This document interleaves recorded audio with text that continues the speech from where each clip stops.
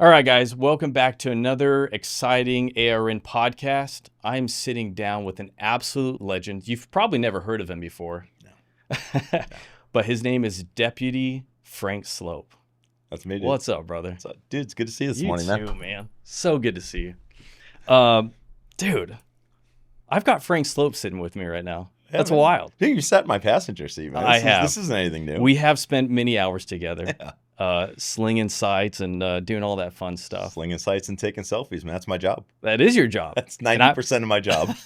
And you said that, I want to say you said that as soon as we started, but I didn't realize how true it was.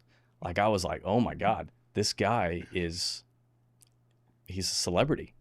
Like, I live a different version of life than most traffic cops. yeah. Yeah.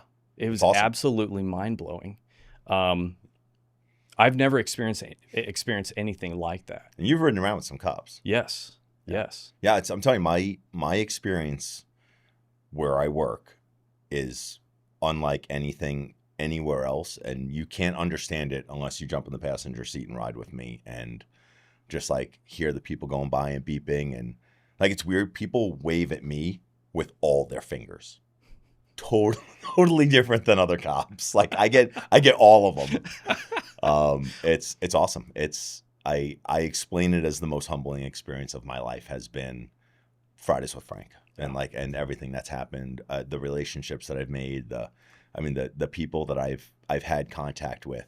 It's never ever would I have thought ever in a million years, starting out my career, coming up on 24 years ago, that I'd be sitting here in a podcast because I'm this traffic cop that people like when I write tickets.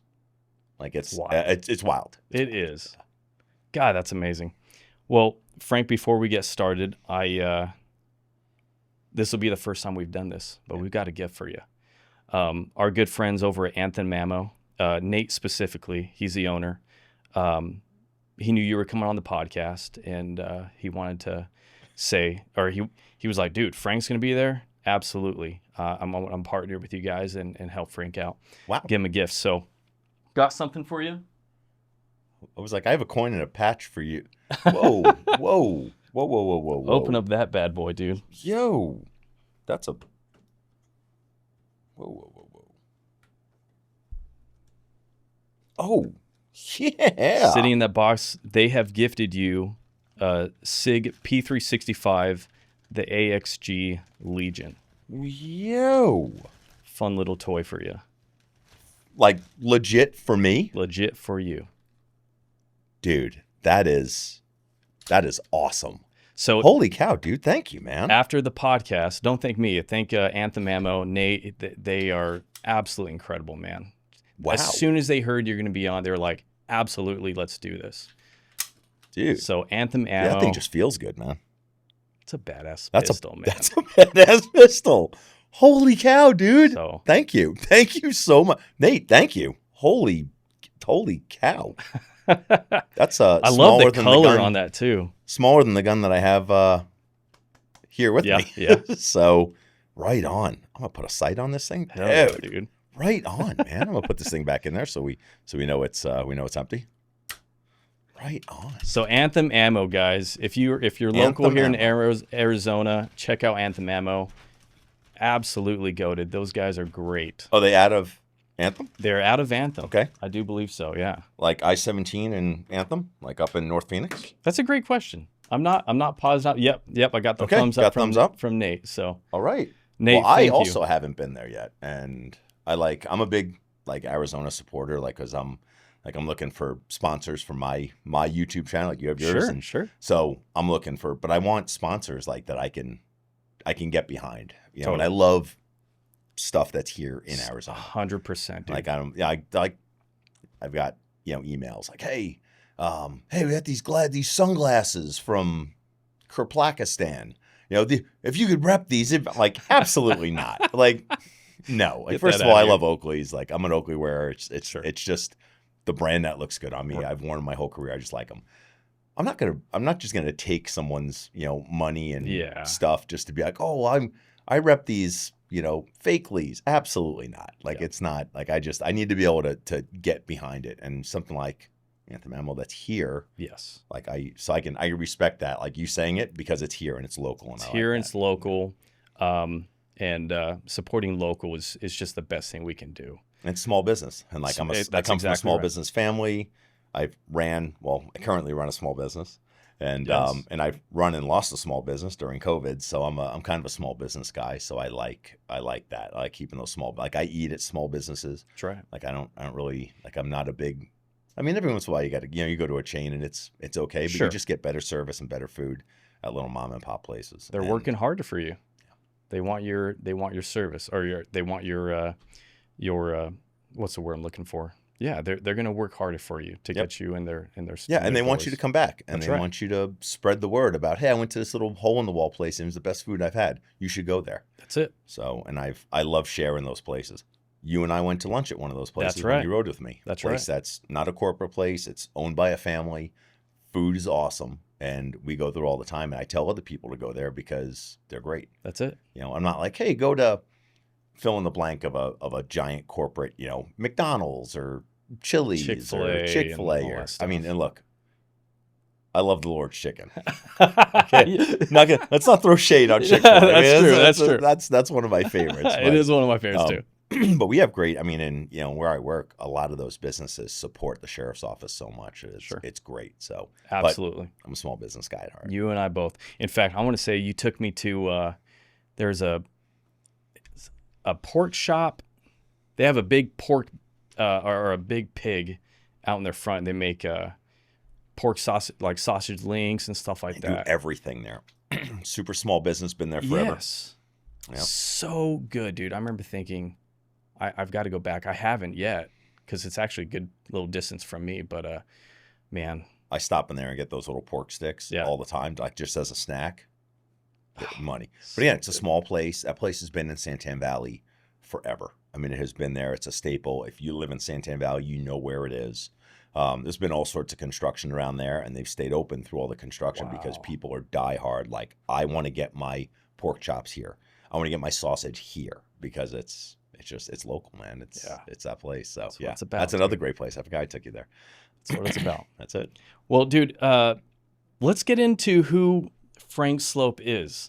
Obviously, everyone knows you, right? But I want to know who Frank is. I want to know what your hobbies are. What do you do in your pastime? Who is Frank Sloup? Oh man, that's it's a good. I'm glad we have some time here because there's a lot to unpack there. Sure. I'm a commercial fisherman. I'm a summer commercial fisherman, so I grew up on the water. I'm from Maine, right? No, I did my undergrad in Maine. You did. Okay. I'm from the South Shore of Long Island. So I'm from New York, but like 45, 50 miles east of the city. So like when people think of New York, they think of like New York City. I'm from Long Island, way out in Suffolk County. So my hometown police department, Suffolk County PD. So I love those guys. They take good care of me. You hang out with them often? When you go back? When I go back, I always try to make contact with some. And like they have a Marine Bureau, and those guys really take care of my dad. So last time I was there, I met with some of those guys, and we were actually out on the water, and they came out. Our boats just happened to pass, and they came out. And we're like, Frank. So that's cool. So it was cool. So I introduced them to my dad, and they're out there keeping those guys safe out on the water. That's so it's awesome. very, very cool. So it's my hometown PD. So I was born and raised there. So I'm a Long Islander. I am a Islander. Long Island started out as whale fishing, whale hunting, whaling community way back in the day out of Montauk Point and Orient. So it started there as islanders, as people that lived on the island and lived off the water. Which is what my dad's still doing right now. Actually, I haven't even talked to him yet this morning because he's still fishing. Wow. So he's still out there. He's 78. Still works every single day, pretty much from first week in April through like the last week in November. Wow. He's just that old generation, man. And that's tough work, right? Yeah. That's really tough work. Yeah. I've seen the videos that you posted on the channel, and it seems like an awesome way of life. I've always been interested in it. It's so simple, man. Sure. It's all based on how much you work. Yeah. That's it. It's not, you just have to put the time in and work. And it's just like, he doesn't have vacation days. He doesn't have PTO time and sick time. And, flex time, and he doesn't have any of that. He's just, if he stays at home, he doesn't make any money. Wow. So he is just every day he just goes out and works. That's it. Out grinding. He of course owns his own boat, and his own schedule. Guys work for him, and he runs the boat and has 50-something years of knowledge and experience up in his head, where he's like, well, the water temperature is this, and it's this month. I'm going to set my traps over here because I know this is the first place where the water warms up. Wow. It's his level of knowledge. I mean, when he looks out at the bay, I grew up fishing where he fishes now is on the Great South Bay, which is an inland waterway on the South Shore of Long Island between Fire Island, which is a barrier island, and Long Island. So there's a little body of water there. It's called the Great South Bay. So that's where I grew up. Okay. And like when I look out there, I just see water. As he looks out there, he sees the underwater topography of like where channels go and flats, and hey, there's a sandbar there, and so as he looks at it through his mind as something totally different, and it never ceases to amaze me. It's amazed me as since I was a kid, where he could just go and just look around and be like, well, there's a water tower there and a buoy there, that dock over there, okay, that channel's right over here, and he would be going, and all of a sudden just go, you could see on the depth recorder that it goes down, and he just knows it because he's been there for so long. He has it down to a science. Yeah, and that's amazing. Oh, it's unbelievable. My wife and I just yesterday went to Apache Lake and did some fishing. Love Apache. Or tried to fish. There you go. It's a hard lake to fish. It is, man. Yeah. We were probably out there for a good solid 2 hours, didn't catch anything. Yeah. But it always amazes me that these fishermen can just go out there, cast the line. They know exactly the right spots.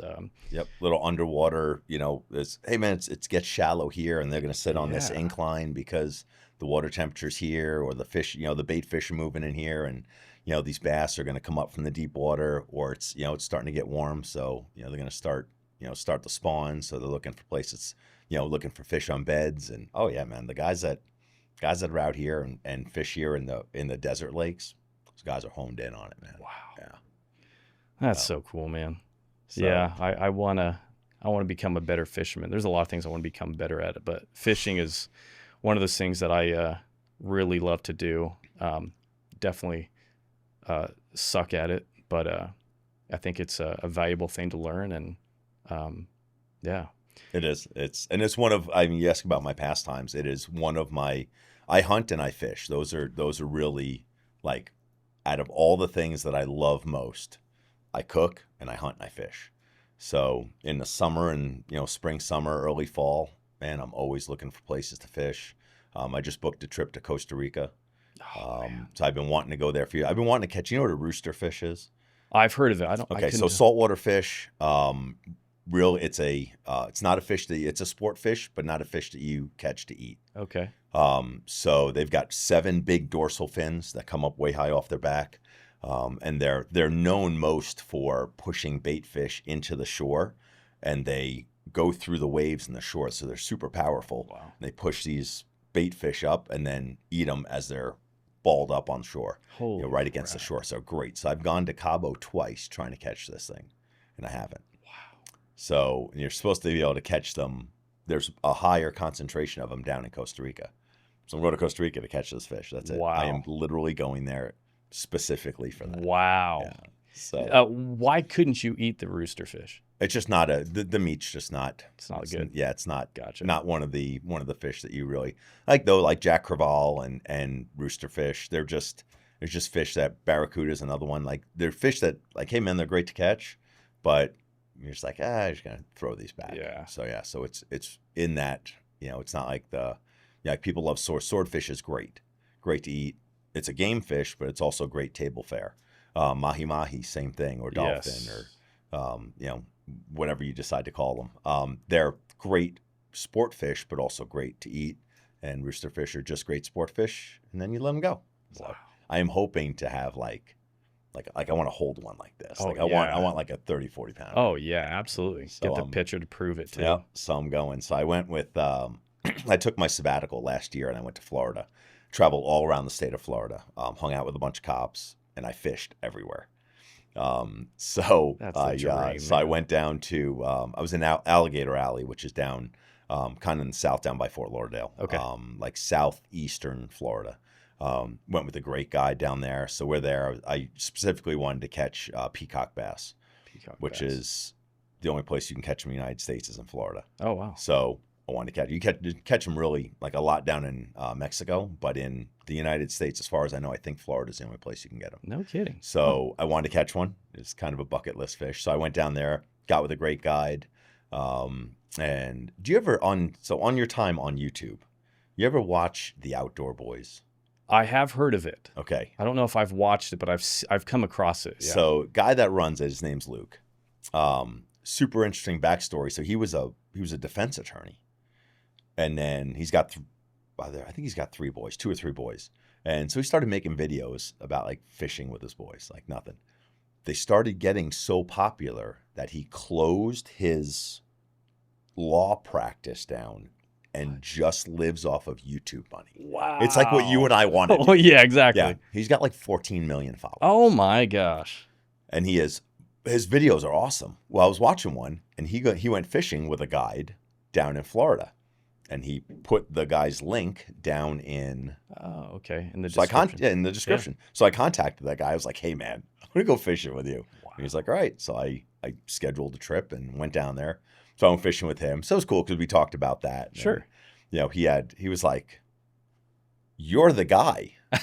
It's like, so the guy had you know, family that had been in law enforcement. So he had come across my stuff. Wow. And didn't put it together until I get a lot like, "Hey man, I heard your voice." And he's like, "Hey, you sounded familiar on the phone." He's like, "Now I see you." He's like, I watch your videos." I was like, "Yeah." Oh my gosh. So I told him, I was like, "Hey man, I found your spot off of Luke on Outdoor Boys.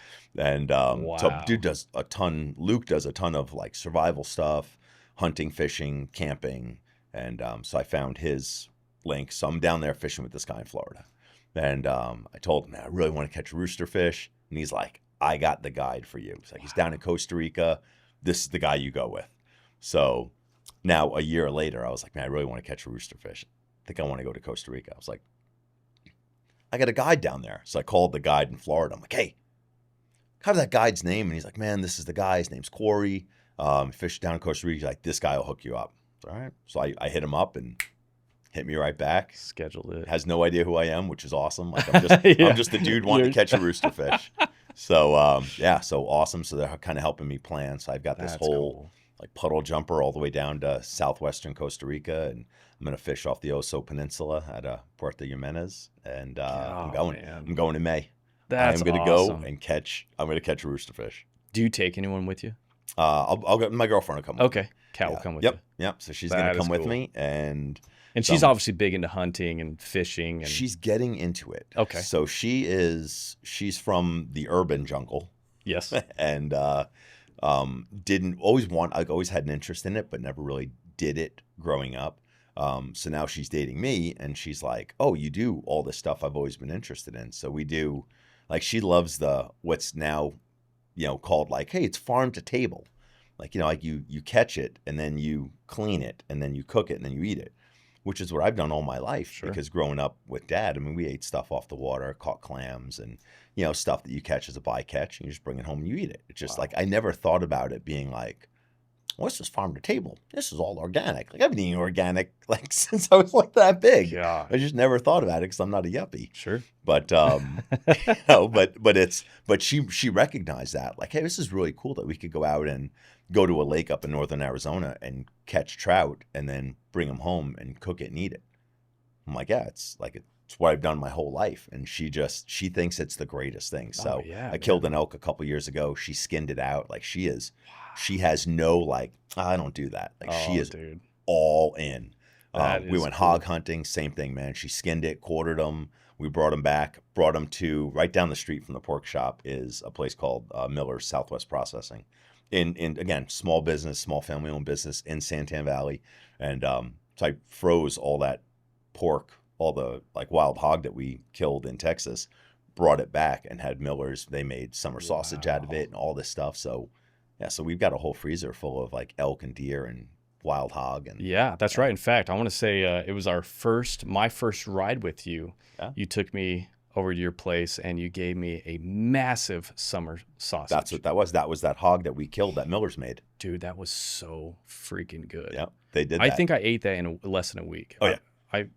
It was terrible, but It's not I'm the sure your wife sausage. appreciate that. Yeah. But Yeah. God, that was so good, man. But that was made right down the road, right there, out of hogs that we killed. So it's like I'm not out killing shit if I can't eat it. Like I have no need to kill something if I'm not going to eat it. God, and so that was it. So we killed a bunch of hogs and brought everything back and had everything turned into dinner. So we had also like andouille sausage and sweet Italian sausage and summer sausage, breakfast sausage, and all this stuff. So we're just damn, eat it all the time, man. All the sausage. That is cool, man. That is cool. Yeah. It's also something I think I've said this in the past couple podcasts. The previous two deputies that I've had on are also big into hunting, and it tends to be a deputy thing. I think so. I'm saying the trend here. Yeah, we're kind of like we like being out, more rural. We don't like being in the city. Yeah, and a lot of guys just don't want to talk to people because you're talking to people every day. Right. Yeah, man. I just want to go out and I want to fish. I want to be quiet. Like I want to sneak through the woods. I want to, out here. Like I just want to, creep up to a point and glass, and like I don't want to be out talking to people. And hunting totally and fishing get that. is the perfect escape from all that, because it's like, this isn't the time to talk. Shut up.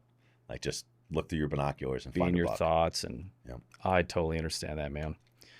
Well, that's cool, man. So what led you into law enforcement? How'd you get the idea to get to law enforcement? Again, came from being with my dad, actually. So in commercial fishing, there's a ton of stealing that happens, just because like your traps are out there. Like anyone could go and grab a buoy and pull it up and see so some of it's curiosity. Some people actually go out with the intent to steal. Wow. And it's happened since I was a little kid. And my mom told me that, and my dad always bitches about it because it's literally taking money out of his pocket. So in that, and having that as a basis of having dad always, having people steal from him, it does that. It'll come dark back. Okay. So mom said that when I was young, I was like, I'm going to be a police officer and I'm going to arrest people that steal from you. So it was seeing people steal from my dad.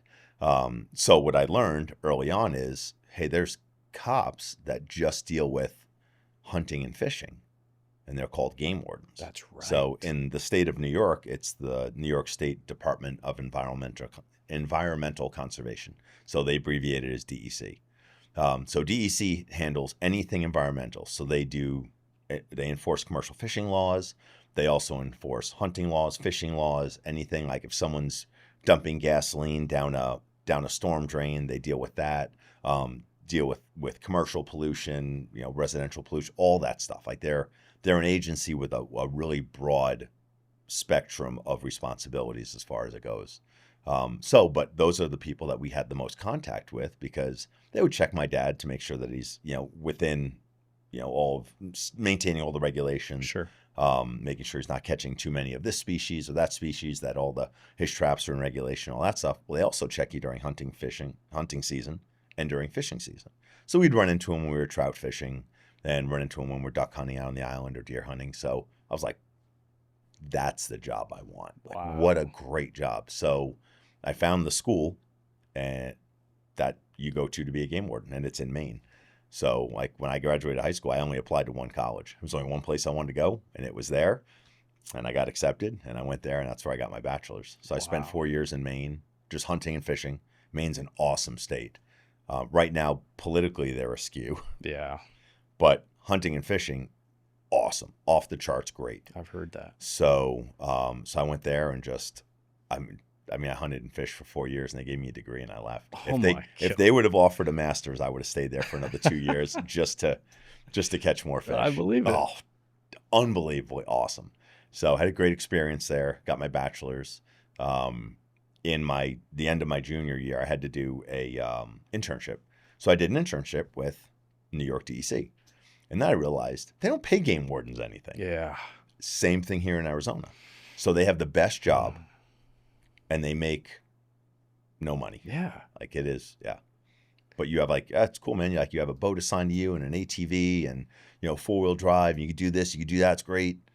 Like, but you have to work all the hunting seasons. So like your hunting seasons are kind of messed up and you're not really making anything, not a lot of like opportunity for advancements. And I was like, oh, maybe I don't want to do this. Yeah, so that doesn't make any sense. yeah. Go and get a degree, which I think you have to have a degree, right? To For game and fish. Okay.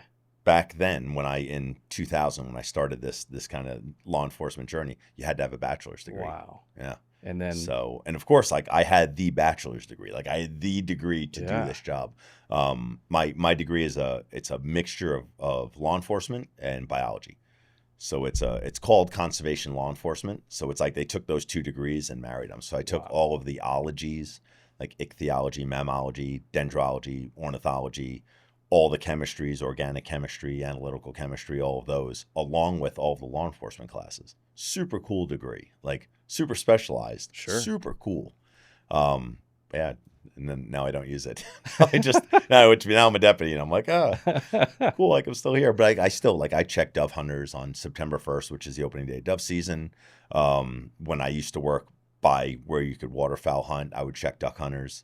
And you'd run into guys all the time that didn't know what they killed. Like they just knew they killed a duck. I'm like, hey man, do you know what this is? Well, yeah, it's a ringneck. I'm like, hey man, that's a hen widgeon. Oh. No, it's not. I'm like, let's look at this. Like, look, see, short blue bill, not a big wide bill. Oh yeah.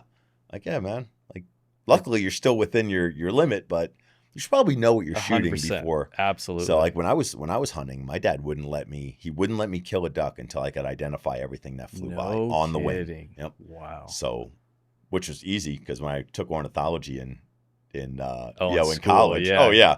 I was like ringneck, bufflehead, canvasback, mallard, gadwall. You aced that. Like I knew everything because Dad had taught me. I mean, we spent a ton of time just going and looking through binoculars and like freshwater ponds and identifying all the different ducks and knowing what they look like so that when I was hunting them, that I wouldn't shoot over my limit in a species that you're not allowed to. So, sure. Yeah. So I took all of that experience that I had from my growing up and being an outdoorsman growing up. And then when I went to college, things were super easy. Wow. So, yeah. That is cool. Oh, super cool. Super, super cool. Yeah. So what led you out to Arizona then? I know you got hired with an agency first. I don't know if we're allowed to talk about that. And then from there, you moved on to Pinal. Mm-hmm. Yep. What got you out to Arizona, of all places? In 91, my mom and stepdad and baby sister moved here from New York. Okay. So mom and dad are divorced. Yep. And they moved out here. And the job market out here in 2000, when I graduated college, it was awesome. I mean, it was still, obviously Arizona is still growing, but in 2000, it was really growing. And so everyone was hiring. I mean, I had a super clean background and a bachelor's degree. I mean, I can get hired anywhere. So wow. I came out here and got hired. Wow. Yeah. And of course, you have a huge following, man. I just a couple days ago on the Find Frank Facebook page, someone posted a picture of you with your previous agency, and it didn't even look like you. I had to really oh my God, that is Frank. That's right, yeah. That was in 2016 where that picture came from. Wow. So that was the first time that Trump ran.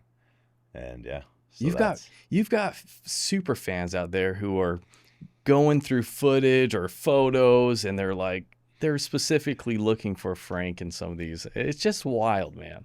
A whole Facebook page dedicated to finding you out on the road. It's insane. Yeah, I met the lady that created that page. Is that right? She lives in Santan. Okay. She wanted to totally remain anonymous. Didn't want anything. Wanted no recognition. And she's just like a housewife, mom. And she's like, I just wanted there to be something nice, just something positive. And I was like, you're awesome. That is cool. So she created that, and it's grown. Like I have nothing to do with it. It's her page. She's the monitor or narrator or whatever it is. And yeah, but she started this, and people seek me out to take pictures with me. Yes, they do. I've obviously witnessed it firsthand, but yeah, seeing a lot of these posts on there, people will pull over Well, dude, I remember being in the car with you, and you're out on a traffic stop, and people pull over and want to talk to you while you're working. It's like, dude, in my mind, I'm like, dude, buzz off. This guy's working right now. Yep. It's wild. I try to tell people, I'm like, look, there's the right time to like Yeah. contact me. It's not when I have someone pulled over, I'm on the side of the road and I'm trying to write a ticket and then someone walks up like, hey, can I get a picture with you? I'm like, look, man, I don't walk up to the McDonald's counter, while you're flipping fries and ask to take a picture with you, right? Because you're working. Like, let me work. And but like a lot of times, like if I'm gassing up at the gas station, I run into QT and grab a drink or something like that. Like that, those times, those are great times. Sure, totally. And probably the majority of the time, I take a lot of pictures when I'm pumping gas. Yeah. Oh, I bet. Oh, I know that. That's cool. So tell me, well, let's start with Pinnell. Well, no, let's start with this. Where did your rise to, and I know you probably don't like it, this terminology, but where did the shift happen? Were you already with Pinnell? And was it just Sam who went out and filmed with you, or was it Live PD? Where did this rise to fame come from? Where did it start? Probably Live. So I was on, I don't know, man. I've been on. I just somehow Probably all blur. Somehow I keep getting on TV somehow. So I was on. There was a show for a couple seasons for one season called The Women in Maricopa County. Okay. I was on that briefly. Steven Seagal was like a honorary posseman here in the Valley. I was on Steven Seagal Lawman for an episode. That's cool. Yeah, so that was kind of cool. Got to meet him. He spent a bunch of time here up in the Valley for a while. And then I was on Live PD for a little bit right before like it became not cool to like law enforcement. Remember that time time in the world when all of a sudden, for absolutely no reason, just because you did a job, you were like the devil. Yep. So during that time, right before then, I had a Live PD camera crew with me. My cameraman was awesome, super cool dude. We're still friends. Like we text back and forth. He's in Florida now, but he had we became great friends. So he rode along with me when I was just a regular patrol deputy before I went to the traffic unit. So he had a whole bunch of videos in line, and then all of a sudden they were like, dope.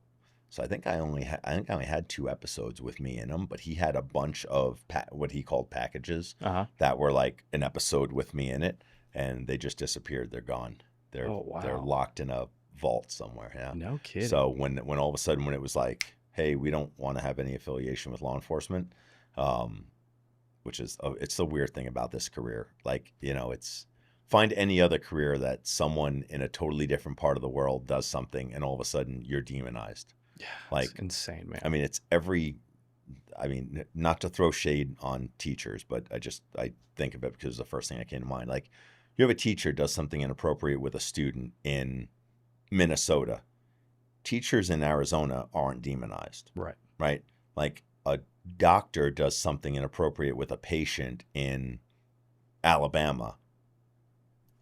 Doctors in Arizona aren't demonized. That's right. But if a cop does something in Massachusetts, I'm demonized here. That's it. Like there's no correlation to any other occupation except us. It's the craziest thing. It is crazy. Society has just decided that that's okay. And well, in that case, I don't even know. It must have been Minnesota, right? It was Minnesota, yeah. Right.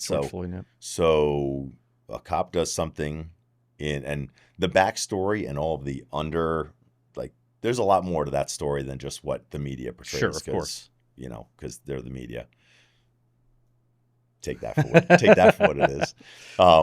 But that happens in Minnesota, and all of a sudden Live PD pulls out of an agency in Southern Arizona because we do the same job.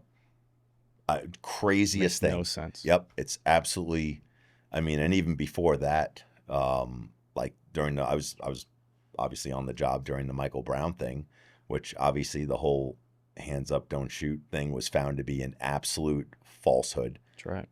That never happened. It's been proven that it's never happened, right. but it's been like an anthem for the ignorant.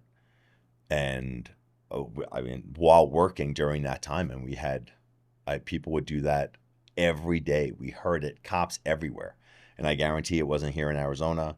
It wasn't just on the West Coast. I bet you it was cops everywhere. I bet you right now there's a cop watching this in Washington or in Arkansas that's like, yep, I remember that. That was dumb. So, God, but it's, man. again, it's something that law enforcement gets put into this box That's that right. no one else gets put into, That's right. even if the circumstances are absolutely linear. So true. And it's so sad. It is an absolute disservice to the guys that are doing this job. That's it. Yeah. And you hit it on the head. I mean, there's so many career fields out there that, yeah, they make a mistake and yet they're not demonized. But yeah, cops are, man. It's a crazy thing. It's very, very unfortunate. So during that time, I had a couple episodes on Live PD. They pulled out, and shortly after that, I ended up going to the traffic unit in 2020.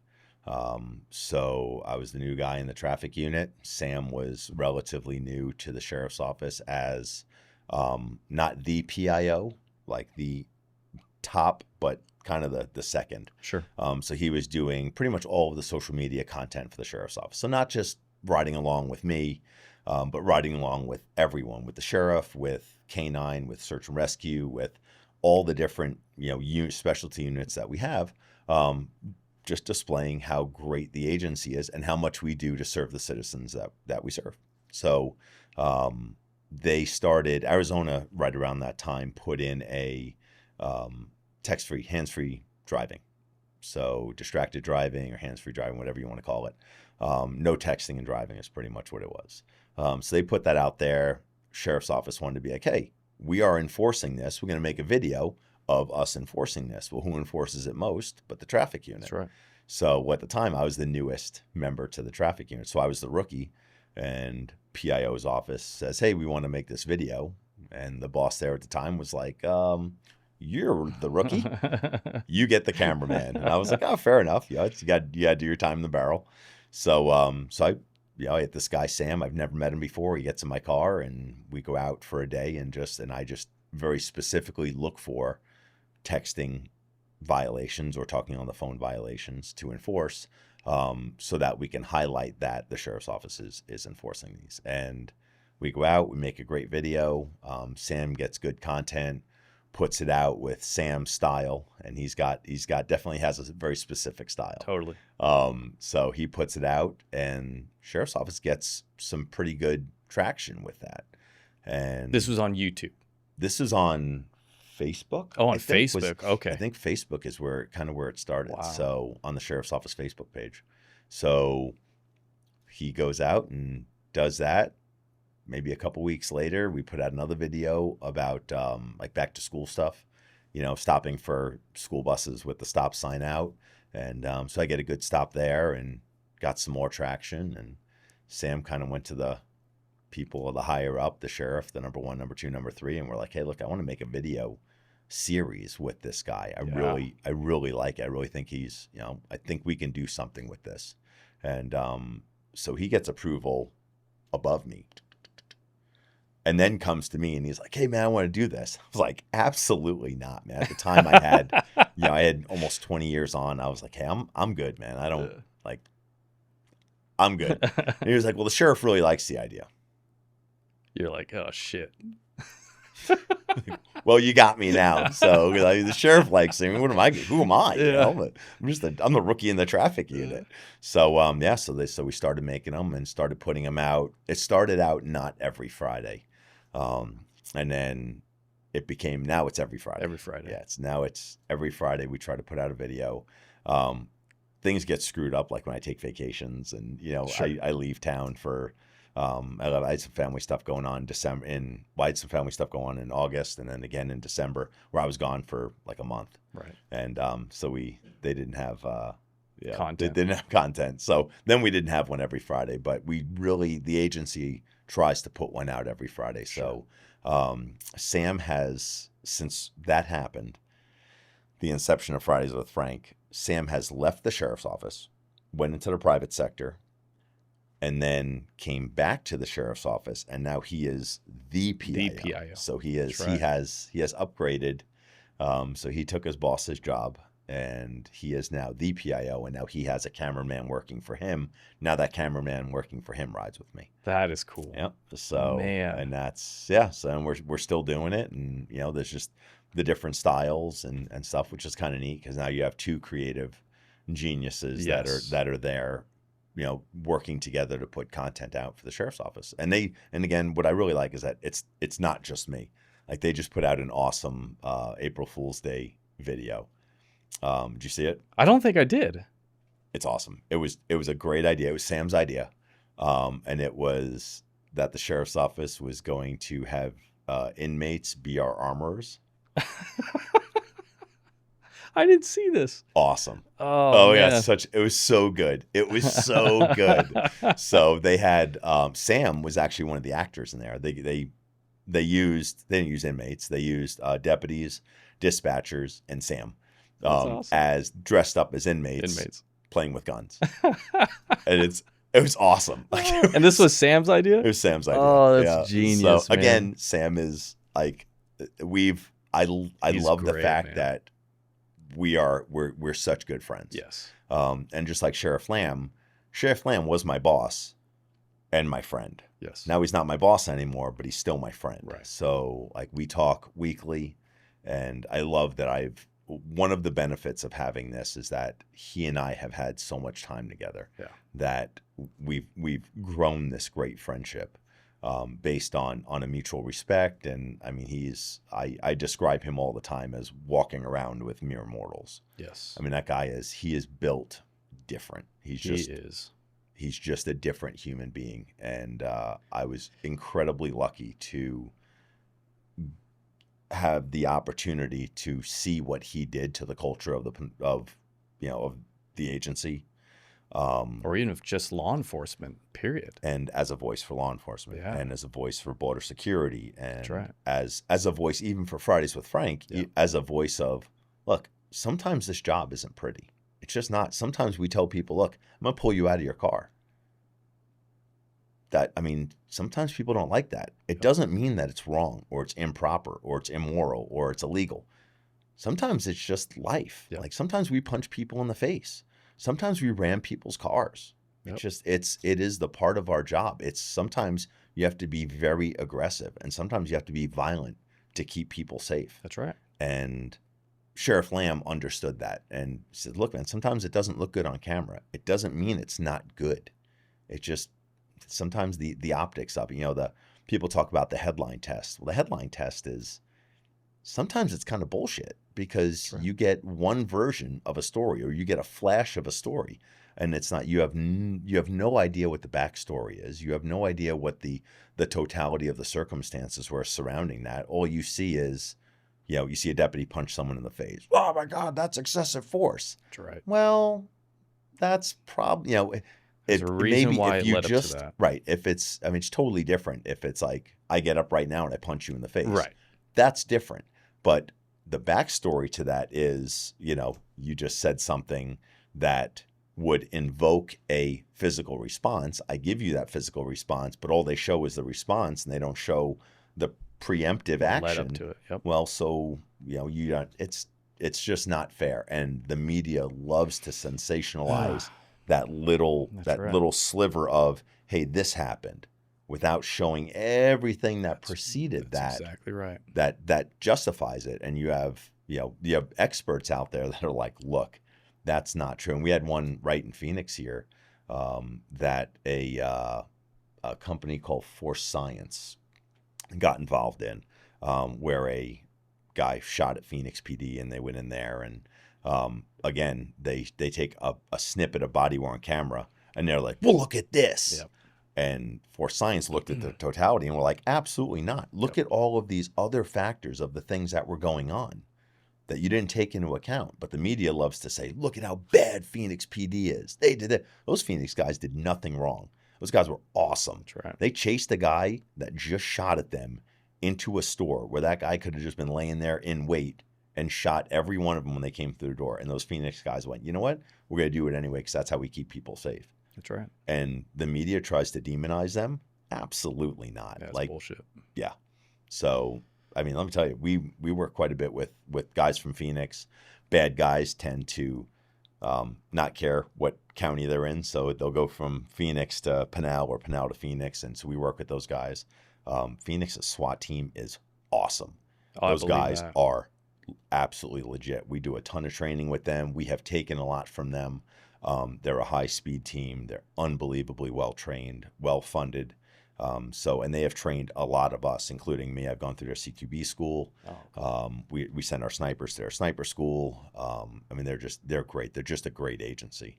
But to say that those guys are doing things wrong when really they're doing things right and have a level of a heroic level of 10 going into something like that. Yep. And the media is like, look what they did. Absolutely not. That's right. On so many times when I look at things and I'm like, the media is just terrible. I know, man. dude. And not to say everyone, because I had a great interview with John Hook on Fox 10, and that guy is great. Yes. I mean, we had a great conversation. We sat down and we talk like this. But like you and I have, some back experience and we know each other. I went in there and I'd never met John Hook before. We sat and talked for 3 minutes, 5 minutes maybe in the green room. And he was like, let's go do this. And they slapped a mic on me, and exactly the interview that we did, just sitting there watching, clips of videos and stuff, is exactly what they aired. And guy was great.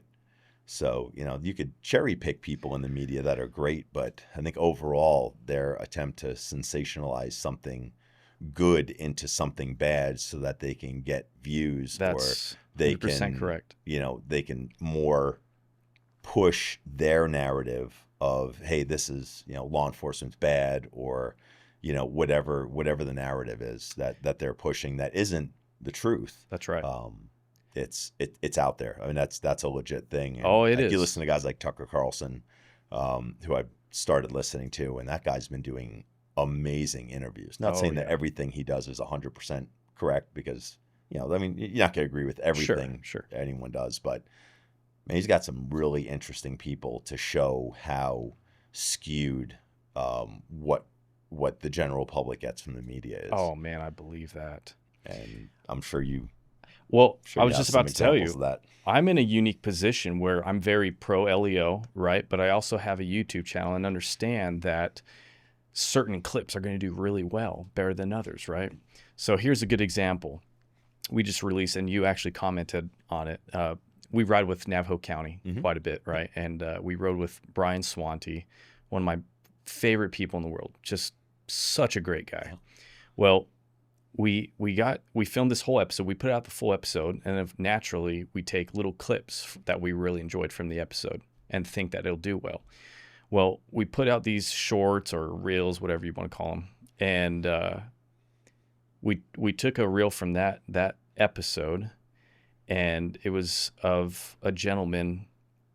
Brian pulled over a gentleman who was walking on the Navajo reservation, and saw vodka in his pocket, saw a little cap. Yeah. And Brian's worked on the reservation for, in fact, he lived on the reservation up there at White Mountain Apache. He immediately recognized what it was. But you have all these people saying, without watching the full episode, they just take that one little clip and say, oh, this guy's rights were violated. Oh, they come out of the woodwork with everything possible. But we always include, hey, watch the full episode to understand, because Brian explains before and after that stop why that was important, why he did what he did. People don't go back and watch the full episode. He's got over 20 years of experience. Yes. He knows it when he sees it. Yes. Yep. So it's weird, man. I know that these people that's the little bit of information they're getting, and they're running with, their YouTube what am I trying to say? Their YouTube amount of knowledge. Yeah. Internet YouTube knowledge. University. University. Yeah. Thank you.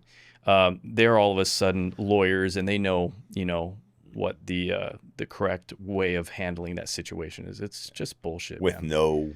no knowledge of the law. That's right. No, you have a law degree. That's right. You're not bar certified. What you are is you have an opinion. That's it. And it's great. Sure. Opinions they stink. They do. They stink. There's a lot. saying about that, and I'm, you know what I mean. I know what saying you're talking Yeah. about.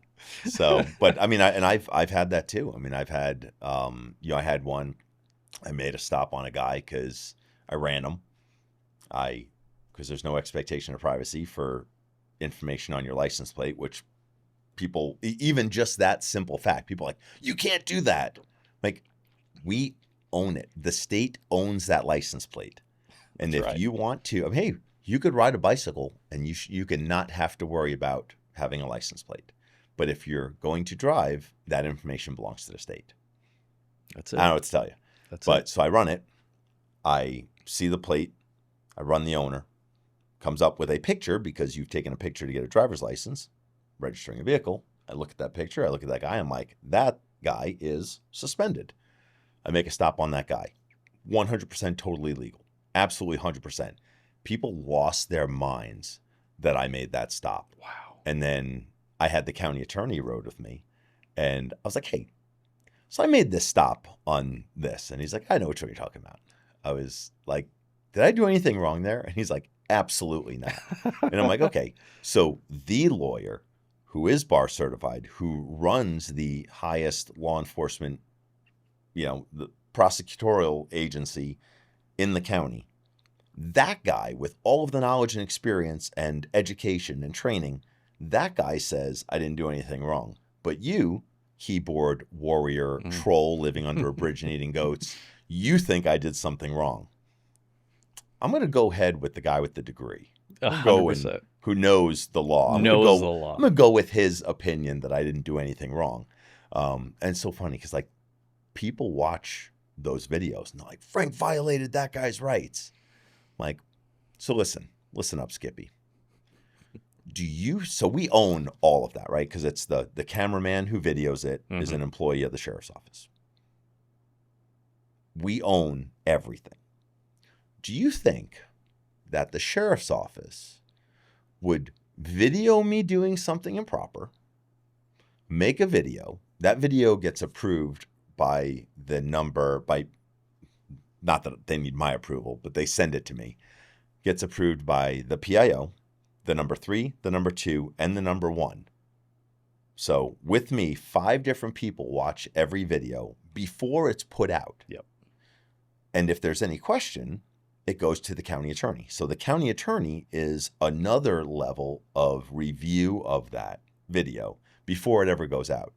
So now 6 people watch that video with varying levels of expertise, knowledge, training, experience, certifications, qualifications. They all watch that video. And then we put it out on the internet once everything is good. And then some dude living in his mom's basement in, Nebraska is like, you violated their rights. Yeah. Like, come on, man. Like, get out of here. People just don't understand. Like, if I did something wrong on video, I guarantee I would be brought in. They'd show me the video. County attorney would probably be involved. Like, hey, man, you can't do this. You violated this person's rights. Yep. Whether it's I did it knowingly or I did it totally unknowingly, just a mistake of the heart, not a mistake of the mind, I'm sure that there would be some corrective action. Absolutely. In all probability, we probably wouldn't put it out online. That's right. For millions and millions of people. In fact, I'm going to say Pinal County, you guys have surpassed, was it NYPD's? Mm-hmm. You guys have the biggest. Except for the FBI. And they're the FBI. Like, they could make their own. Like, oh, yeah, we want $3.5 million. Hey, we're number 1. Who knows? And, I'm sure Kash Patel is going to get involved in that, too. I'm sure he's going to settle some of that stuff down. But, so we are number 2 under the FBI for followers of law enforcement agencies in the United States. Incredible. That's Sam. That's Sam, man. Sam did that. Sam That's you and two. Sheriff Lamb. Yep. And yeah, me. I mean, me down here, but Sheriff Lamb, was kind of the big part of that. But yeah, they created that. Yeah. And but I mean, people just like I can't believe the level of ignorance of I people like, know. you violated that guy's rights. Like and like the big one where I told that guy that I needed to I need to see his driver's license, and he was like, well, I want to know why I'm stopped. I'm like, give me your driver's license. Arizona's Is this the guy who was filming you with his Yeah, phone? Yeah. So, and that's probably the most popular video I believe that it there is. Yep. The trolls love that video. But again, that video went through my entire chain. So it started at my boss, the sergeant, then went to the lieutenant, then went to the captain, then went to the number 3, number 2, number 1. Everyone watched that video. Not one single person had any issue with that except that I was too nice to that guy. Wow. The most from my entire chain of command, the most common response that I got was, you gave that guy too many tries. You should have just pulled him out of the vehicle. Wow. So, and I'm okay with that. Like, I'm way okay with, hey, you were too nice than, hey, you're a little too heavy-handed with that. Sure. So I'd rather err on my side. Of course. But not one single person in my entire agency that watched that had any issue with it. And the internet lost its mind. God. And the county, like, I asked the county attorney about that one also. And he was like, absolutely not. You were absolutely right on that. So God, it's got to be so nice to have that type of leadership who has your back, you know? Absolutely. Because I've heard from so many, especially with city police. Oh, yeah. You know, their leadership just doesn't give a shit about them. They're Nope. just, you know. It is very rare that you find one of those, an agency where, well, and that's why deputies are deputies. It's because, like, my boss, the sheriff, is elected by the people. That's who his boss is. His boss is the people. That's right. When you are a chief of police, your boss is a city council. So you don't get your own opinion. You get the opinion of what you're told is your opinion. Yeah. If you want to keep your job. Well, the sheriff is allowed to have his own opinion because his boss is the people. And then every 4 years, those people get a say in if they want to continue to have someone speak for them in, with the ideas and philosophies and conduct that sheriff has. And that's why sheriffs are awesome. I mean, that's why all of the most outspoken, look around the country. Like, who's a chief of police that anyone knows that's outspoken and stands up for their guys? Literally can't think of them. I'll wait here until we both die. Yeah. It's not going to happen. Yeah. It's just, but you look at Florida. Oh, look at man. Sheriff Brady Judd. Oh my God. That guy's been a rock star for decades. That's right. And he comes out and tells it how it is. That's right. Most recently, there was a video of a guy I happened to meet on my when I was there for my sabbatical, Sheriff Billy Woods. He's Sheriff Billy Woods. Yep. So he is the sheriff of Marion County, which is where Ocala is, kind of on the west coast of Florida, just like north of Tampa. Oh. Where Ocala is. Ocala's big, a lot of horse property there. Very fast growing area within Florida. That guy his family's been there for generations within the Marion County area. He's the sheriff. Great guy. Big Friars of Frank fan, I found out. So awesome. I've got pictures with him. I've got patches. His agency was unbelievably welcoming. I mean, just great men and women that worked there. I attended a big concert that was there, a country concert there. Felt super safe. Deputies all over the place. I mean, just a great agency. Met him and his wife. Awesome. Well, last week I'm on Instagram, and that video of him chewing that reporter's ass comes up, and I'm like, I know that guy. And that's just how he speaks. God. But you didn't see a chief of police do that. So, you've got Billy Woods, you've got Brady Judd, you've got down in Lee County is Sheriff Marcino. That's right. And he's a big anti-drug guy. He's a New Yorker, by the way. He's a Long Island guy. Oh, is he? I didn't know that. Yeah, he's a Long Island guy. So I went down, spent some time with Lee County, spoke with their academy, met a great captain down there who showed me around. Just great. Like, just a great agency, ton of resources, great real-time information center.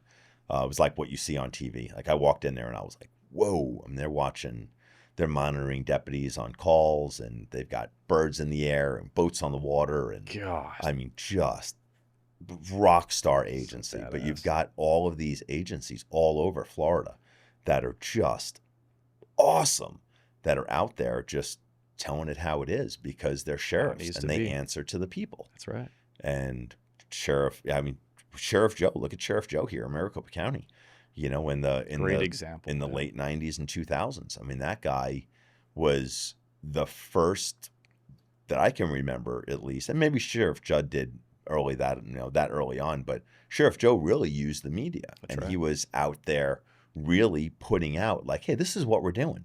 We're going to make a tent city, and we're going to do this, and we're going to make an animal crimes unit.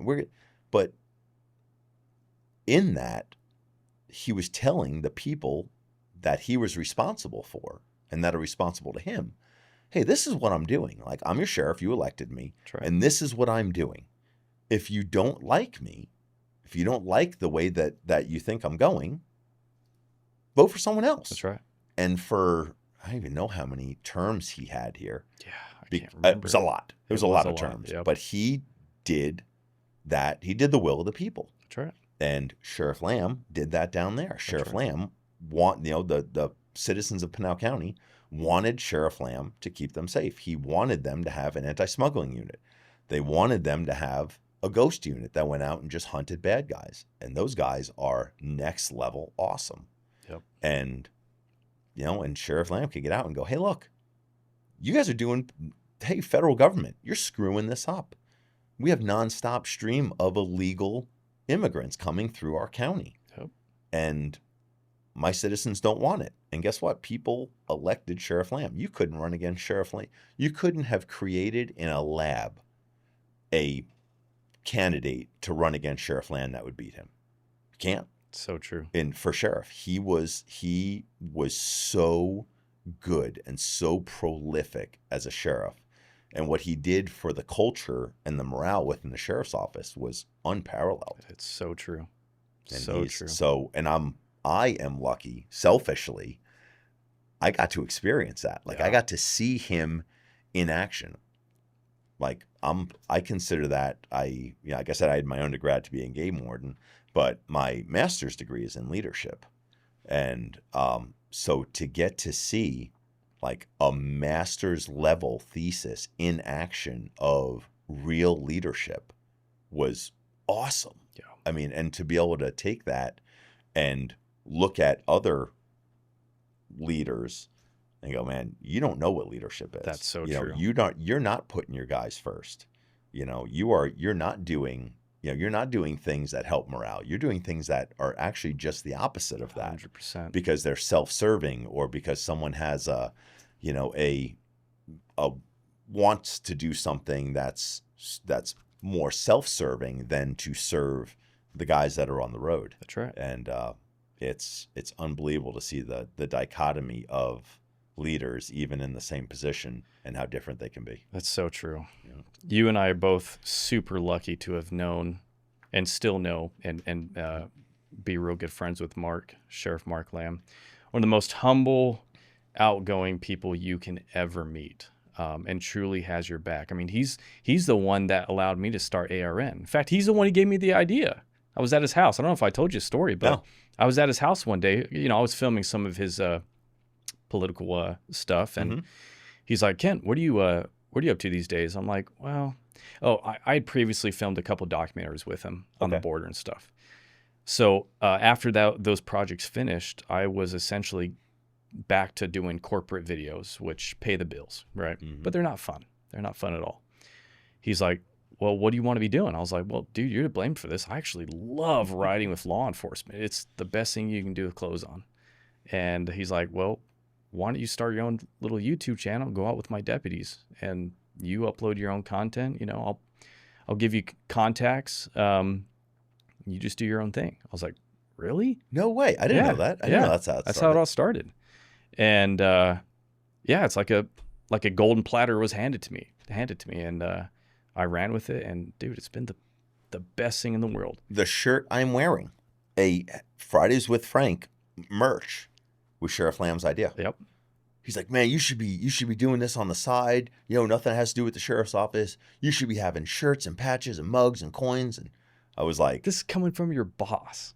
That is so freaking cool. But he is an entrepreneur at heart. That's right. That's right. He is, above all else, he is an entrepreneur. That's right. And he saw that because he looks at the world through a different lens. Yep. And he was like, man, you should do that. And I was like, well, if you're giving me the okay, I guess I will. And so I started it, and it has no affiliation with the sheriff's office. I don't do any, I pack packages at my house. It has nothing to do with the sheriff's office. I have no correlation, nothing. It's totally separate. It's a side business. Right. And it's capitalism. Yep. And that's right. That's exactly what it is. So now I have a whole line of stuff, and I have a YouTube channel. That's right. Because, it's because he was like, Mark hey man, believed in you you. should do this. That's right.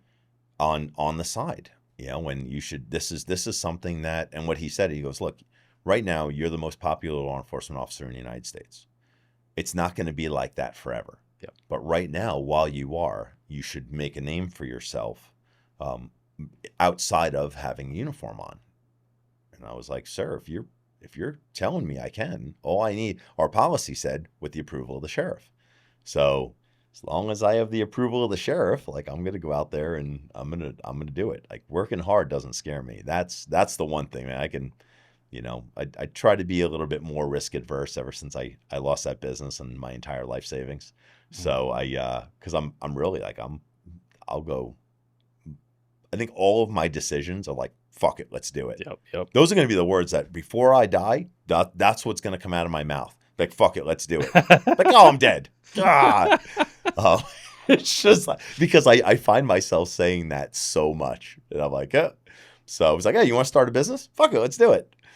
And then it happens. So I fucking love it, dude. I'm getting the sign that we need to. All right, Frank, I've got some clips I want to show you that you and I both filmed, but I really want to get into your head what you're thinking about at this moment in time. So, all right, Will, if you would, let's roll the first clip. Dude, you know what's funny? What's up? As I was speeding, I'm like, you know what, I'm in Frank territory. Yeah, man, you're in Pinal County. You're in Frank territory. Hey, man, you better watch out in Gilbert, too. Those guys are no joke. Yeah, I heard, yeah. Yeah, man. Well, let me tell you, we're no joke down here either. What you need to do is just obey the law everywhere. Then you'll never have to worry about it. Can I get a picture? Yeah, I love pictures, man. Absolutely. Yeah. Yeah, man, jump out. Dude, I appreciate you being cool, man. I love cool people. Will this be in the videos?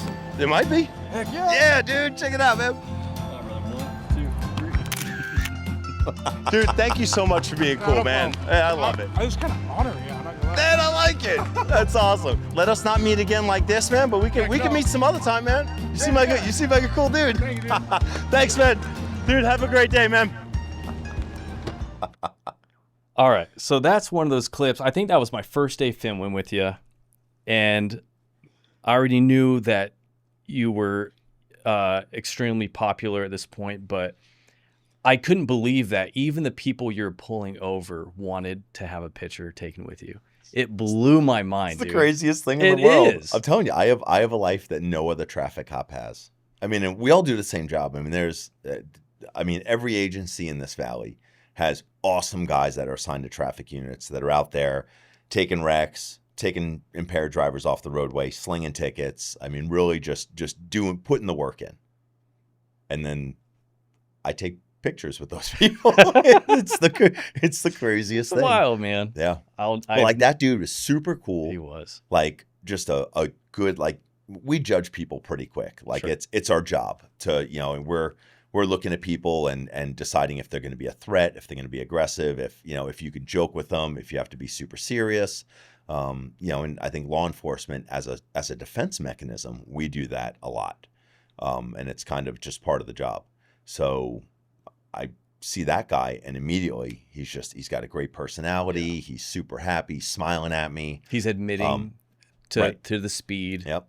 So, so we get to have these great conversations because he's already open to it. Yeah. And, but I mean, I'm still doing my job. I mean, just because people recognize me doesn't mean they don't get a ticket. I mean, Sure. it's, and a lot of times it's like, look, well, if you recognize me, you know who I am. You know that we're out here. The entire Pinal County Sheriff's Office traffic unit is on the roadway trying to keep people safe, slowing down speeds so that we avoid collisions. Speed is one of the hugest factors in the severity of a crash, just because of energy and physics and stuff. The faster you go, the more energy you're bringing into a collision sequence. Sure.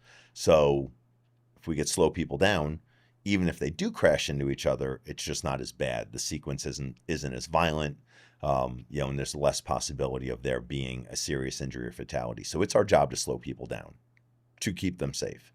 And when the guy's like, yeah, man, I know I was speeding, I can, right? So I'm out here. Yep. I'm out here enforcing speeding laws. Yep. All right, man. Well, you know how this is going to go. People are like, yep. All right, man. It doesn't mean we can't leave as friends. You're just going to leave with a court date. It's cool. Yeah. And that's a perfect example of that. And it's, and just because I give someone a ticket doesn't mean I treat them poorly. It doesn't mean that we can't still have a great conversation, a great positive contact, and be a great steward of this career, this occupation, this calling that I'm a part of, just like thousands of cops all across the country and all across the world that do this job. And I get to, again, one of the most humbling parts is I'm like this steward for this career. And like, there's people that are watching this video that are like, man, I'm going to try to be cool with the next cop that I contact and see if and it's because they see like, look, this is real life. This is like, we get to have these great conversations and contacts. And that guy, I guarantee, like, I didn't remember that stop until you put it up there, but I guarantee that guy remembers it. Yeah. I mean, I have contacts. I mean, I pull over, I don't know, probably 40, 50 people a week. So you're doing 300 or 400 people a month. I mean, I'm in the thousands per year of contacts, whether a citation or a warning, whatever it is. Sure. But I don't remember one from the other. And, I have as a practicing stoic, like, I have no emotional attachment to anything. Sure. Like, no matter what someone says to me or what they like, I take no personal offense to anything. It's just like, this is just what it is. And I just get to choose, how I react to it. And, but I won't remember one person to another. And I mean, I meet people all the time like, oh man, you pulled me over. I'm like, yep. Don't remember. Absolutely. Man, you pulled my brother over. He's that guy in that red car. I'm like, oh yeah, the red car, the one with the 4 wheels. Like, man, I pull 400 or 500 people over a month, man. So it's, it's a crazy thing, but but these people that are getting contacted by me are going out and telling other people about their contact and about, their interaction with me.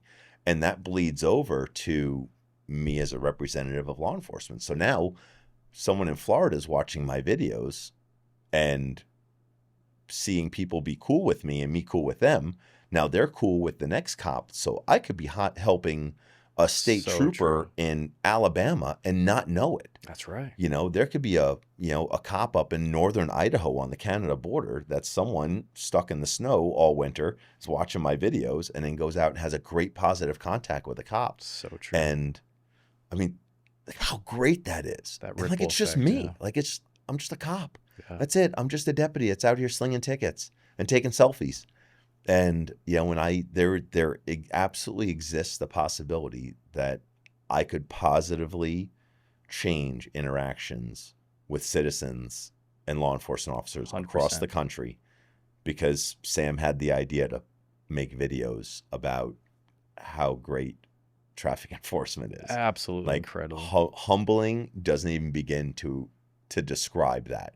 Like, when you start extrapolating that outside of Pinal County or outside of Arizona or outside of the Southwest, I mean, it's unbelievable. Oh, man, it is absolutely amazing to see.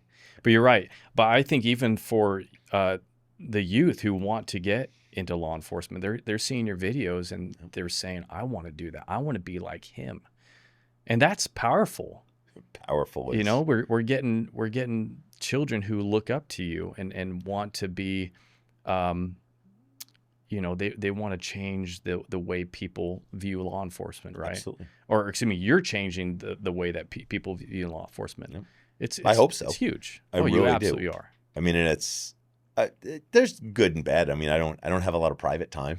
Sure. Like I'm in Fry's, and I can't be acting a fool. Can't go out to the bar and tie one on and be acting crazy because I'm even more Under the spotlight. yeah. So, but like I'm not a hard drinking guy, and like I eat good food, and I kind of keep to myself. So that impact on my private life isn't really that much of an impact. Yeah. Because I'm not out doing stuff. I'm not really a go out kind of guy anyway. So like I make a pretty great steak at home. So Costco takes care of me. I go buy some great meat and slap it on the smoker, man. I'm doing it at home. You're happy. Yeah.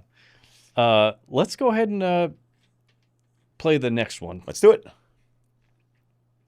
I'll bring to the side. I said, babe, what car does Frank drive? She said, I think it has a black light. As soon as she said that, your lights go off. Yeah. By the time I'm behind you, partner, it's too late. All right, man. Your license is good. You've obviously never been contacted by us before. I'm an ex-cop. That's all right. I don't care about what you did. I care about what you're doing. And you're being super cool, and your girl's got good insurance. Which is really one of the most important things, man. She'll get that registration taken care of, I'm sure. Believe me, I'm gonna make sure she does. All right, dude. Dude, it's a pleasure, man. Thanks for being cool. Put your seatbelt back on. Be cool, man. Another perfect example. You have an ex-con who is also a big fan. Yeah. And also wants a selfie. Like, where else do you see that, dude? You don't. It doesn't exist. It doesn't. But with you. Yep. It's absolutely wild. But that guy was, he's like, I'm an ex-con. Who cares? Dude, look, man, I would be a absolute liar if I stood here and said, man, there weren't things in my life that I wish I could change, and that guy, I'm sure, probably did some stuff that he wished he could change. But are you going to be marked for the entire rest of your life because you made a bad decision? I mean, you kill someone. I mean, it's probably a little different. But, sure. but it's for something pretty much under that, with a couple little, instances that might be exceptions.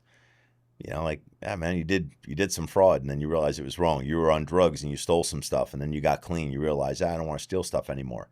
Do we mark that person for the rest of their life? Right. Like, I don't think that's fair. Sure. I mean, because if as men, we have a lot of different roles, right? You have a role as a son, as a husband. There's brothers, uncles, fathers, whatever your role is. You have all these different roles that you play, and if you're not getting better at those, being a better brother, son, husband, father, whatever, or friend, or mentor, or in my case, uncle or boyfriend, you're not growing as a man. That's right. And I mean, I could look back at a dozen different instances in my life and like, man, I could do that over again. Wish I had been better. But given the same opportunity under the same circumstances, if you make a different choice, you're growing. That's right. And so that guy obviously did some bad stuff that led him to go to prison. But I contact him. Everything's fine. He's sober. Nothing in the car. License is good. So like, why would I judge him on stuff that he did before he realized, hey, man, I can make some changes. I could be a better person. Sure. So why would I hold that against him? Like, it's good for him for growing. Absolutely. It's bad when you're like, yeah, man, I'm an ex-con. Yeah, man, I got 6 warrants. I got this bag of fentanyl. I got this gun I'm not supposed to have. Like, you're not growing, man. That's like right. you don't have a learning curve. You have a learning plateau. That's it. So, but for those people that are doing better, and we're all trying to do better. I mean, at least we should be to grow to take care of the people that we love in whatever that is, whether it's just, people that are, my best friend or my nieces and nephews or my baby sister or, my stepdad or my dad or, whoever I'm responsible for in my life, my girlfriend, the guys in my squad, the people that I take care of, that I love. I mean, I should be working every day to be better at that, no matter how that growth happens or what the catalyst of that growth is. So that guy's, he's doing everything right. Like, he should walk away from that with a warning. Like, yeah, man, like, have a great contact. He might not have ever had a great contact with law enforcement. So true. That guy had a great warning. We had a great conversation. He shows that, he's shown that law enforcement can contact him. He can be cool with law enforcement. Law enforcement can be cool with him.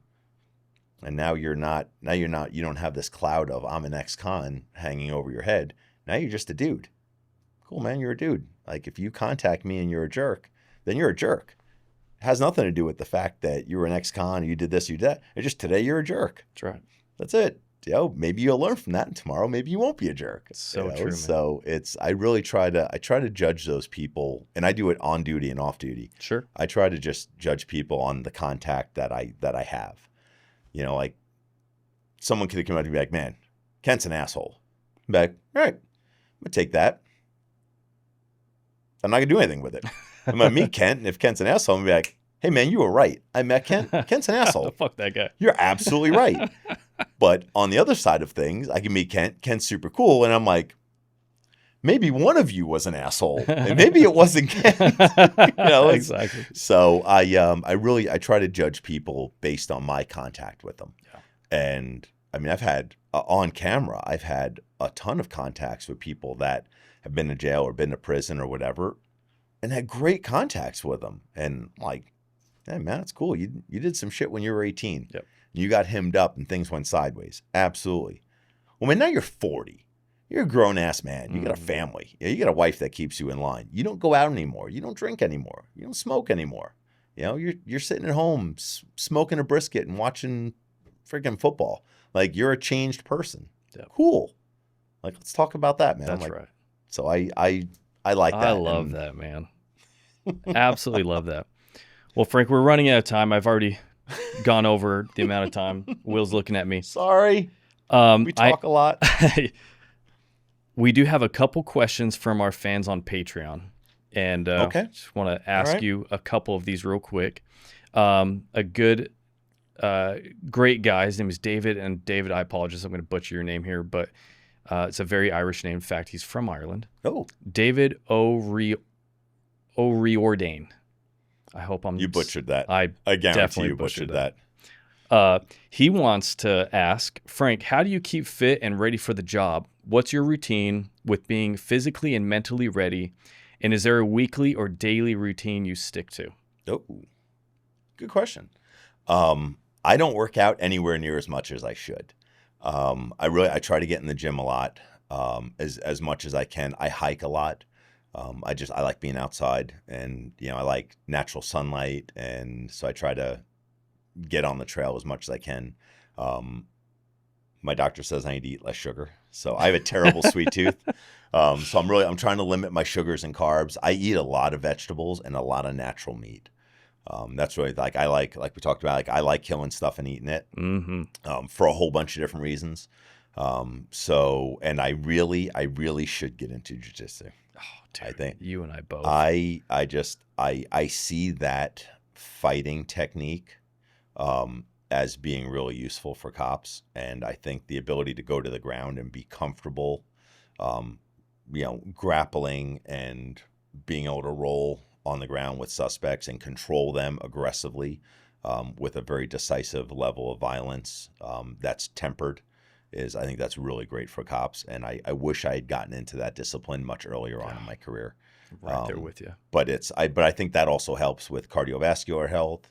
I run as much as I can, just because I've been to some places where I've had to take a little run before getting involved in something. You realize how winded you get when you're wearing your gear. So I think just being fit, man, doing whatever it is you do, whether it's hiking or swimming or, I rock climbed for a while. That's a great workout, man. Holy shit. Just talk about grip strength, where then when you put your hands on someone and you realize how much strength you have, because I mean, that's whatever it is. I mean, you don't have to go to the gym and lift weights, but just doing things outside that are active, that I think that helps your mental health too. I think it's just mental health's a big thing in law enforcement right now. Craig Tiger Act is a big thing where cops can go and get help. And like, hey man, I can't seem to get out of my own way, and I'm really in a bad place. Like, you can find someone to totally free. You can go and find someone to talk to help get you on a better path, where then your mind and your body are working together instead of working against each other. And I think that's a big part of dealing with stress, no matter how you end up doing it. But it sure isn't in the bottom of a bottle, I'll tell you that. Yeah, that is so true. Frank, one last question, and this is actually the most annoying thing I see on social media. And of course, if you want to talk about it, you don't have to. But you've told me this story before, and it all checked out. It made sense. Easy thing to do. The number one thing I see often, and it's always from the trolls, I love the trolls. God, it's a love-hate thing for me. Yeah, it's good because they bring interaction. They do. They do. Yeah. But they're always asking, or not asking. It's more of Frank's on the Brady list. Yeah. Screw this guy. All this bull crap, right? Yeah. I want to put this to bed once and for all. So, can you explain all of that crap? Absolutely. In fact, I don't even know what the Brady list is. Maybe it's a list of naughty cops. I have no idea. So it used to be something that it's not anymore. From my I have a very rudimentary understanding of it. And a legal expert, someone actually did a breakdown online of Brady list stuff. So I'm not an expert by any means about it. So this is my rudimentary understanding of it.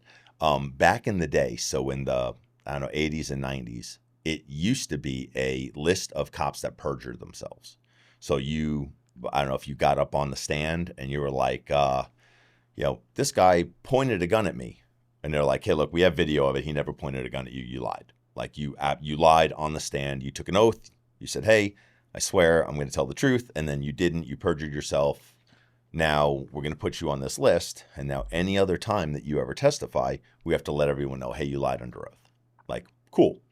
Totally understand that. That was my understanding of it, like when I went through the academy in 2001. Okay.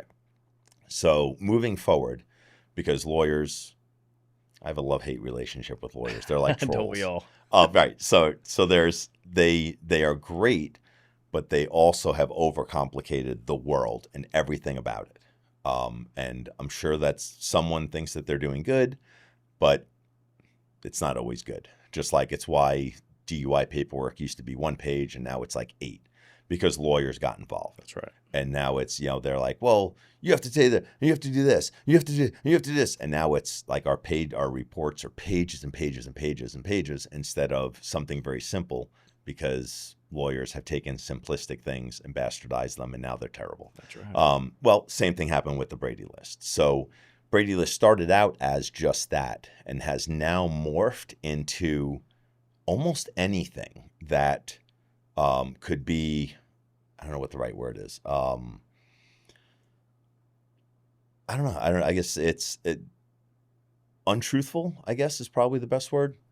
So I was a sergeant for the Maricopa County Sheriff's Office.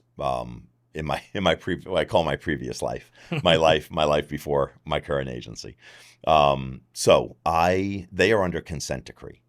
So as we all know, the government can screw up a wet dream.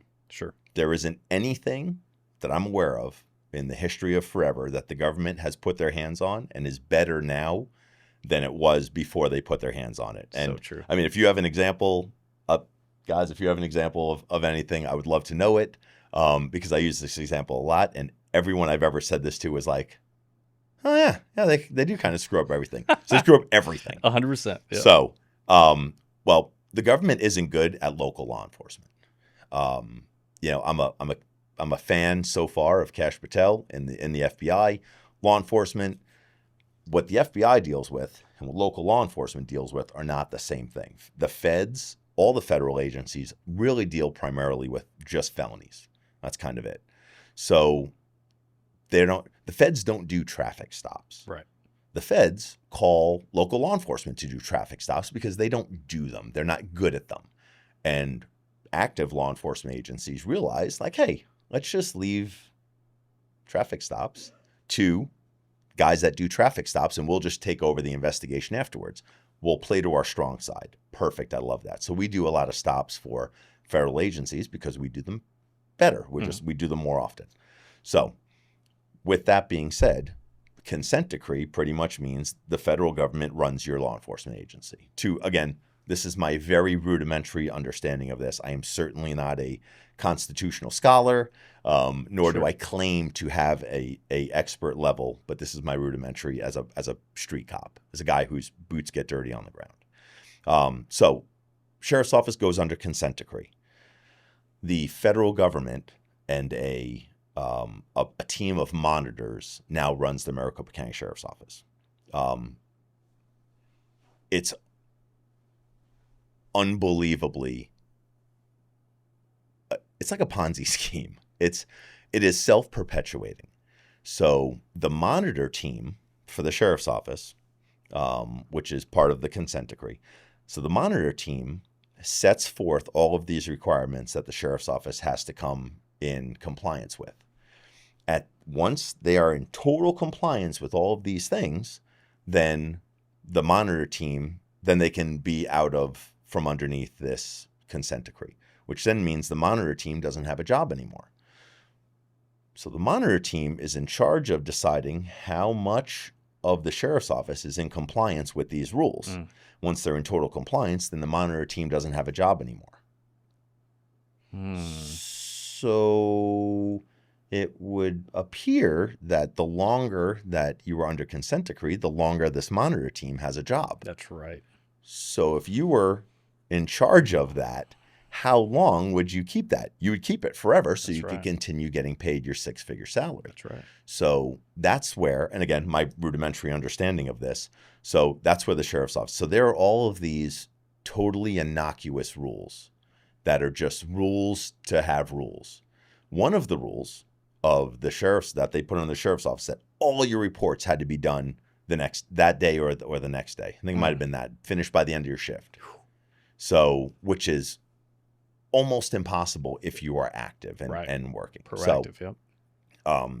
So I'm DUI guy. I'm a DUI guy. I was the DUI sergeant at the time for the sheriff's office. I was assigned to the Lake Patrol Division, and I was participating in DUI task force because I'm kind of a lead from the front kind of guy. So even though I had guys working, doing the task force, I also participated in the task force. So I hook a guy who's actually up here in North Phoenix.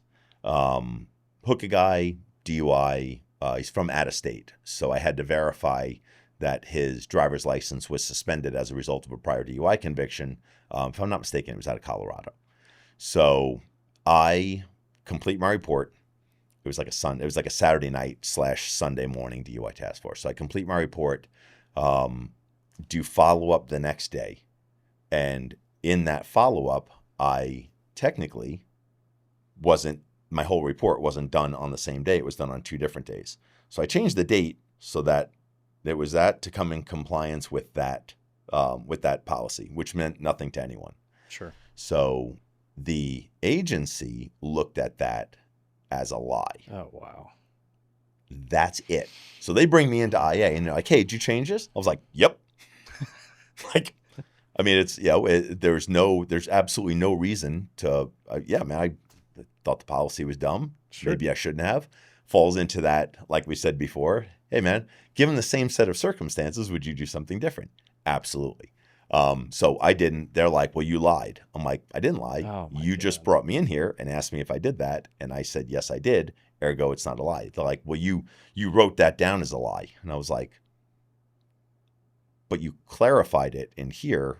And now I didn't lie. They're like, well, that's true. But you did that first. I did. Absolutely. And then I told you that I did it. So it's not a lie. So that was it. They were like, yep. Oh my God. So this whole giant Brady list thing that all these trolls, Frank did this, Frank can't testify. Oh. It's because I changed it from like a 10 to a 9. Oh my God. That's it. So, and I was like, I hate this agency. Yeah. I just everything that had come, it had changed leadership. So they had then a Democratic sheriff that I wasn't a big fan of to begin with. And I just the agency, I was like, I don't ever want to put this uniform on again. Like I don't want anything to do with this. Yeah. So I was like, I want to go work for a different agency. So I was like, I'm out of here. Went down to Pinal. So Sheriff Lamb obviously knows about all of this. So I go in, my background, because even when you change agencies, you still have to do a full background check. So like, hey, do you have any open IAs? I'm like, no, but let me tell you a story. So I tell my background investigator this. Background investigator doesn't know me from Adam. I'm just a guy. So he goes to the sheriff, Pinal County Sheriff's Office goes to Maricopa County. IA goes to IA. Hey, tell me about this guy. He ends up meeting my investigator, the guy that did the internal, and talks to him. Guy was a great guy. It had nothing to do with him.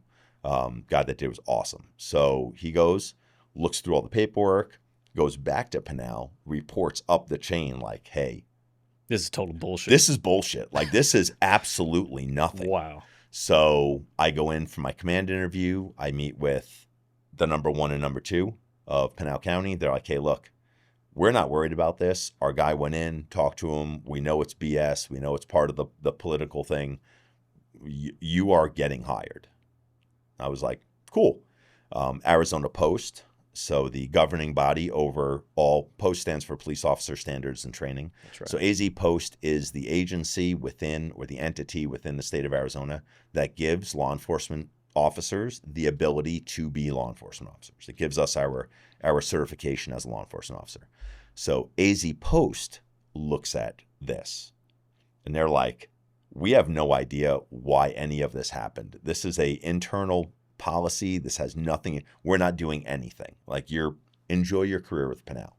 So everyone else except the Maricopa County Sheriff's Office, in their consent decree monitor team, except for them, everyone else that has looked at this is like, hey man, this is nothing. Yeah. This is a ton of nothing. So like, I testify all the time in court in Pinal. I testify in Justice Court, or what we call JP Court, Superior Court. I've come back to Maricopa County and tested in Superior Court here for felony trials. It has no effect on anything because that's all I can do is tell them. Now, of course, the lawyers also get this, so they know how BS it is. Yeah. Now, it's a defense attorney's job, or defense liar, as I like to call them. Defense liar. They're defense liars. It is their job to put smoke in the air, Of course. and distract the jury. That's right. So they can see, hey, this is nothing. Now, they bring it up because it's a thing and it gets brought up, but like, I'm like, yep, I changed the date on a report from a 9 to a 10 or a 10 to a 9. They're like, that's it? Like, that's it. And every single jury has been like, yeah, we don't care about that. We don't care about that. So all these trolls that are like, dude, Frank can't testify. Frank's a liar. I'm like, Frank isn't a liar. Frank actually went in, because if I would have went into that interview with Internal Affairs with MCSO and said, no, man, I never changed that, I couldn't be a cop right now. Sure. That would have been a problem. They would have fired me. And when they fired me, they would have sent it to Post. Post would have looked at it and went, oh yeah, this is a truthfulness issue. Sure. And you are going to be fired for that. You can't be a cop ever again. So that's what would have happened if I actually lied. Right. Now, again, like we talk about, people have opinions online, but it doesn't make them correct. That's right. So all these people are like, Frank's on the Brady list. Absolutely. And it hasn't affected my job one little bit. And you saying that is just such a statement, an outward exclamation of your own ignorance. That's like, now I take you in a little box of ignorance. I put you over there. Now your opinion doesn't matter anymore because, but the general public also doesn't have, they really don't, like, I don't think that they have any access to that. Maybe it's online or something. Because I don't care about it. Yeah. I don't look into it because it doesn't affect me. Yeah, exactly. I could absolutely not care less. But it's so funny because so many people think it's like this huge thing. And That's I'm what like, they hone in on. It's wild. And I'm like, it's nothing. Yeah. It's literally nothing.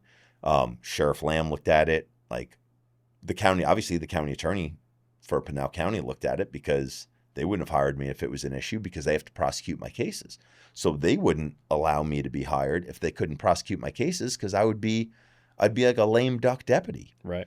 So like, I couldn't do anything criminal because they'd be like, oh, look right here. But so no one cares except the trolls. So I'm like, so true. Okay. So like, true. That's why it never bothers me because it's like I know it. And obviously the fact that Arizona Post looked at it. MCS or PCSO looked at it. PCAO looked at it. Like all these huge bodies that really know and really get the 100% full story have all looked at it. And everyone that gets the full story says it's not a big deal. But you, internet troll, behind your keyboard, you're a keyboard warrior. Who has never lied about anything. Right. Just you in your glass house who never throws rocks. Yeah. You're there, and you are definitely, you have the ability to judge me. So it's just like, okay. So yeah, it's absolutely, it's a nothing, and it hasn't affected me at all. So I'm awesome. like, I'm just going to keep rocking and rolling, man. Hell yeah. So for all you trolls who are watching this or listening to it, just shut the fuck up, please. Yes. Please. Yeah, do that. I'm over it. Oh, Yeah. well, thank you for... Dude, you realize that we could talk for like 4 hours. We totally could. Like, we could just sit here and like you'd have to replace the batteries in this. Yeah, we totally could. Yeah. Oh, well, Frank, this is probably a good time to wrap it up. Dude, thank you for this so much, man. Like, this is unbelievable. I'm going to take this to my next range day. I'm going to shoot the shit out of it. Hell yeah. Thank you, Anthem Ammo. Thank you for absolutely for gifting Frank with that. Thank you for watching this. Yep. Go and check out Frank's channel, Fridays with Frank. It's absolutely amazing. He's doing a lot of reaction videos right now. It's Frank Sloup. Frank Sloup on YouTube. Yep, that's right. Yep, and then frank.sloup.official on, was it Instagram, Facebook, TikTok? All the things. All the things. Yeah, and it's Frank Sloup on Facebook and YouTube. So that's it. YouTube has all of the everything. Stuff. Yeah, perfect. That's all the stuff. Yeah. So go check out his stuff. It's it out. Absolutely amazing content. And yeah, dude, want to thank you again for taking the time out to hang out with me. And yeah, I love it, man. I love it. So. And I'm going to see you again on the road. Yes, sir. I guarantee you're going to ride again. I hope so, bro. I gotta hit up Sam. Do it. All right, bro. So, thank you dude, so much. Thank you for this, man. I appreciate it. Pleasure. Be good, man. All right, guys. Till next time. See ya.